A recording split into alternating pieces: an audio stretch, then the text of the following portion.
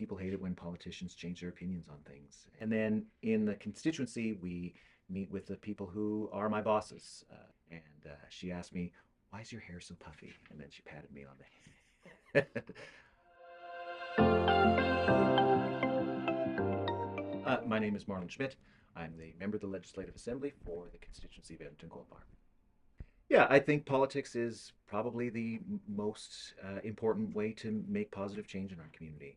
Um, Almost all of the things that people are concerned about in their daily lives are affected and impacted by the changes that the provincial government makes. And so I think it's really important for people to be involved in politics. Yeah, so the NDP aligns with my values of making sure that everyone has the things that they need to live a good life. So, public health care, public education, affordable cost of living. The NDP is really, in my view, the only party that provides meaningful change for everybody in our province. So our time is split between the legislature and the constituency.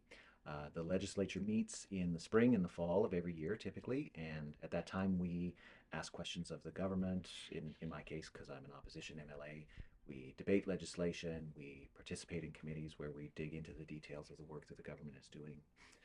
And then in the constituency, we meet with the people who are my bosses, to talk to voters about the things that are important to them, their hopes for the future, their concerns about the present, and work with our constituents to come up with solutions that will helpfully make their lives better. Yeah, so again, depends on where I'm working that day. So if we're in the legislature in the morning, we're typically getting prepared for the legislative session. So coming up with ideas for questions, going over our notes, and coming up with things that we want to say in debate on the legislation that we're facing that day. When I'm in the constituency, it's setting up meetings with constituents or going out to community events to meet with people in the constituency. Two things I like about my work. I really like the opportunity to talk to so many different people who are doing so many things. It's given me a much broader perspective on what life in Alberta is like and what Albertans are doing that's making a positive change in the world. And I don't think that there's any other kind of work that would allow you to get that really broad perspective on our province. Um, the other thing I like talking about public policy, coming up with ideas to address the real concerns of people, whether it's making life more affordable, improving public health care so that people get the health care that they need. Yeah, that's something that I think about a lot, and it's a really um, great opportunity that I have to be able to do that as my job. One thing that I would like to change about my work,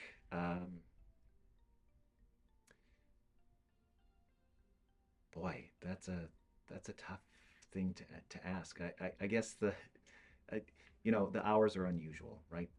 Because we have to meet with constituents where they're available and when they're available. That means we work really odd hours. So it's a lot of evenings, it's a lot of weekends.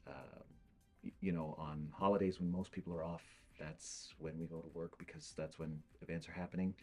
Uh, so yeah, it's a minor concern, but uh, yeah, having a more regular work schedule, I miss that sometimes. No, I wouldn't say that I regret becoming a politician. I will say that there are a couple of it's not an easy life. Being in the public eye is a challenging thing to do, and not everybody is always a big fan of the work that you do. So facing some harsh criticism can be challenging at times, but overall, I believe that the effort is worth it.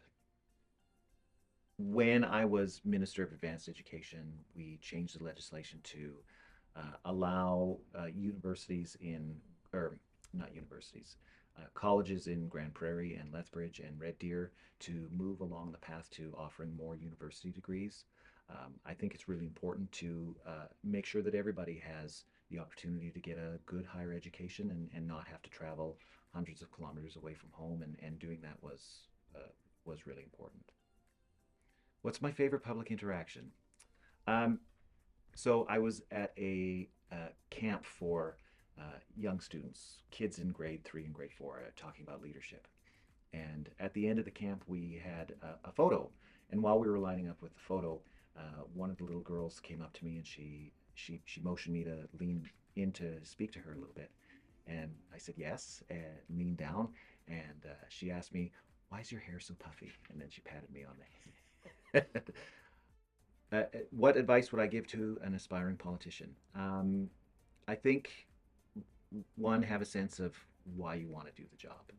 Um, some people think that, uh, you know, going into this work, you're just improving your own life by giving yourself power and influence, and that's not really why you should join, why you should go into politics. You need to have an understanding of uh, what the problems are that the people you seek to represent are facing, and offer meaningful solutions for them, and stick to that.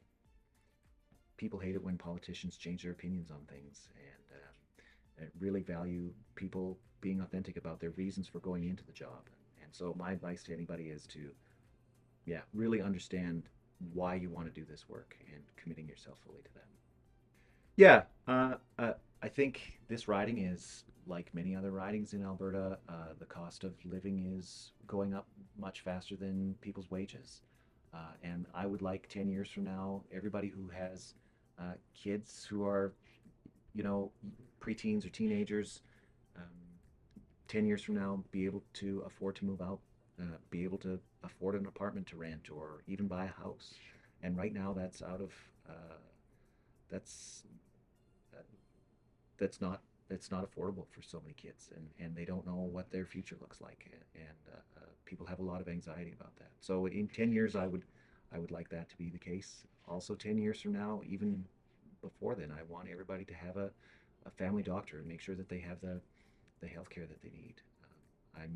I hear from constituents every day, especially people who have chronic medical concerns, that they just can't get the health care that they thought the system was going to provide for them. And 10 years from now, I'd like everybody to be able to rest comfortably knowing that a public healthcare system is there to take care of them when they need it.